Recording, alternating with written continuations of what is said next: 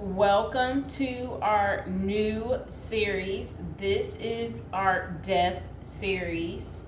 So, children, if you are out there, you can watch this, but please make sure there is an adult around 18 and over. And thank you guys for the 2,000 subscribers. So, today we'll be talking about what harmed Harry Houdini. We're going to talk about how he passed away. Okay, so he's the master escape artist, Harry Houdini. He died on Halloween. Okay, in 1926 from a ruptured appendix. But details of his demise remains mysterious to this day. Okay, so people, he had to have planned this, because who passes away on Halloween? Okay, somebody that obviously wants to be remembered every year on a holiday that's iconic. That's who. And now would be a good time to like the video and to subscribe to my channel. So for over 30 years, Harry Houdini dazzled audiences with his different stunts and superhuman endurance. So what finally put him 6 feet under? The Hungarian-born escape artist jumped off bridges while handcuffed and wearing leg irons. He slithered out of sealed milk cans filled with water, and he devised a Chinese water torture cell in which he submerged and suspended upside down by his ankles. None of those did he.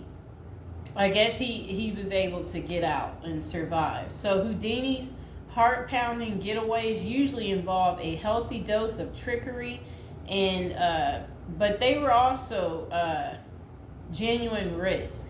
In 1915, Houdini nearly suffocated during a stunt in which he was shackled and buried under 6 feet of dirt. Houdini had made a career out of surviving the impossible, which only made the circumstances of his 1926 death all more mysterious. The 52-year-old performed before a packed audience in Detroit on October 24th, but was rushed to the hospital afterwards with an apparent case of appendicitis. He died just a week later on Halloween, leaving his legions of admirers bewildered. Okay, so an obituary in the New York Times expressed shock at the passing of the man who so often had seemed to thousands to be cheating the very jaws of death.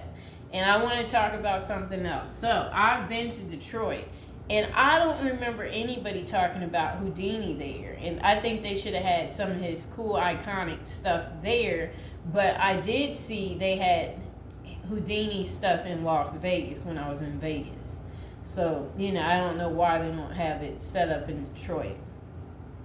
So, Houdini's final performance. The strange series of events that led to Houdini's demise had kicked off several weeks earlier on October 11th, 1926, while being shackled into his Chinese water torture cell during a performance in Albany, New York. Okay, so it says he was struck on the leg by a piece of faulty equipment. He hobbled his way through the rest of the show, but was later found to have sustained a fractured left ankle. Against doctors' orders, Houdini continued his torture and traveled to Montreal, where he gave a lecture at McGill University. Just a few days later, on October 22nd, he invited some McGill students to visit him in his dressing room at the Princess Theater. The magician's sore ankle was still bothering him, so he plopped down on a couch while the group chatted. At some point, a student named J. Gordon Whitehead arrived and asked Houdini if it was true that he could resist hard punches to his abdomen, a claim that the magician had supposedly made in public. According to witness Sam Smits, when Houdini said the rumors were true, Whitehead abruptly delivered 4 to 5 terribly, forcibly deliberate, well-directed blows to his stomach. Houdini was still reclined on the couch and had no time to prepare for the punches, which appeared to leave him in considerable pain. And now would be a good time to like the video and to subscribe to my channel. Do you like this new series? This is the Death series, and there will be more series to come and more episodes from the Death series as well. And do you like my prison series? And if you haven't checked out my prison series I created just for you, you can go ahead and check out my playlist. And there's also a love spell series that I think you will enjoy too checking out. Okay, so Houdini brushed off the incident at the time, but that same evening he began to complain of discomfort and stomach cramps. His condition only worsened the next day when he boarded an overnight train to Detroit for a new run of performances. The magician developed severe abdominal pain, cold sweats, and fatigue, and his temperature rose to 104 degrees. A doctor suspected appendicitis and instructed Houdini to go to a hospital, but the performer insisted on taking the stage for his opening night show at Garrick Theater. Isn't that really funny? He still wanted to work even though he wasn't doing so well.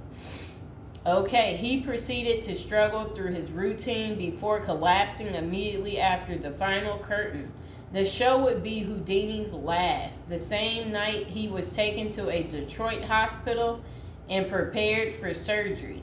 Doctors successfully removed his appendix, which was found to have ruptured several days earlier, but it had already poisoned his insides. Despite a grim prognosis, the magician clung to life until October 31st, when he died with his wife Bess and his two brothers by his side. The official cause of Houdini's death was listed as peritonitis caused by a ruptured appendix. At the time, the magician's doctors firmly believed that the illness was the result of so I guess some guy had given him something backstage during an encounter in Montreal. Okay, so such cases of traumatic appendicitis are extraordinarily rare. One study found only a couple dozen instances over a nearly 20-year period, but in 1926 the diagnosis was widely accepted. Houdini's life insurance company was even forced to pay his wife a double for accidental death. Okay, so doubts arise over the escape artist's death. Houdini was laid to rest in Queens, New York. And this is what his little, I never knew that was where he is. There he is right there. Okay, that was his tombstone. Okay, so look, maybe I can put that tombstone as the thumbtack, people. Okay, so Houdini was laid to rest in Queens on November 4th, 1926, but rumors about his unusual death have persisted ever since. Many of the theories tend to focus on the magician's contentious relationship with spiritualism, a pseudo-fed religion whose adherents once claimed it was possible to communicate with the dead through seances and mediums. Houdini, a born skeptic, had spent much of the 1920s on a mission to debunk the spiritualist claims and expose its top psychics as frauds. The Crusades earned him several $1 million worth of lawsuits and more than a few enemies, but at the time of his demise, he showed no signs of letting up. Just a few months earlier, he had testified in front of Congress in support of a bill to outlaw fortune-telling in Washington, D.C. Could Houdini's meddling have gotten him killed? In the 2006 biography, The Secret Life of Houdini, authors William Kalash and Larry Sloman contend that the magician's death may have been a carefully planned assassination by members of the spiritualist community. If one were to suspect Houdini a victim of foul play, they write, then the section of organization crime that was composed of fraudulent spirit mediums must be considered likely suspect. Okay, so Kalash and Sloman argue that the spiritualists had a history of poisoning their enemies, and they note that no autopsy was ever performed to confirm Houdini's death. I wonder why. So his death was actually caused by appendicitis. If someone were hell-bent on poisoning Houdini, it wouldn't have been very difficult, they concluded. Considerable debate has also focused on J. Gordon Whitehead, the McGill student who supposedly delivered the potentially fatal gut punches to Houdini's Montreal dressing room. In the 2005 book, The Man Who Killed Houdini, author Don Bell floated a theory that Whitehead may have been in league with the spiritualists, some of who had previously threatened to harm Houdini or have him beaten up.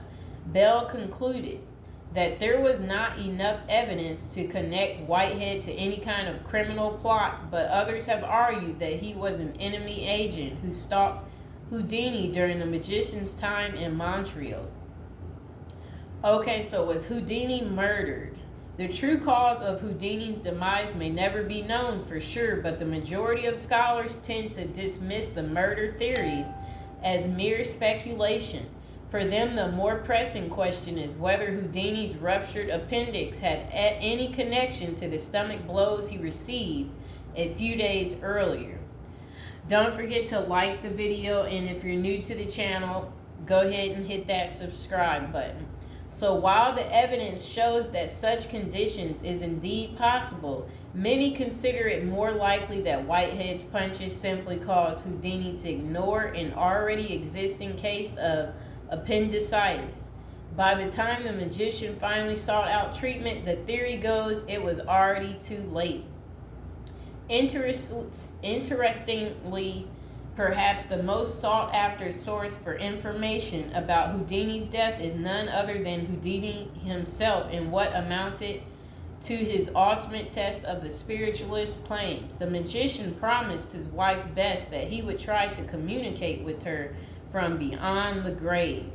Bess went to hold an annual Houdini seance for 10 years before finally abandoning the search in 1936. Fans and fellow magicians have since made the seance a Halloween tradition, but thus far, the great Houdini's ghost has refused to speak.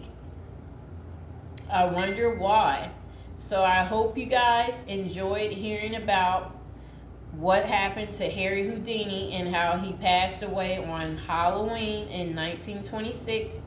So there will be more episodes to come. So I'll see you guys later. Like and subscribe.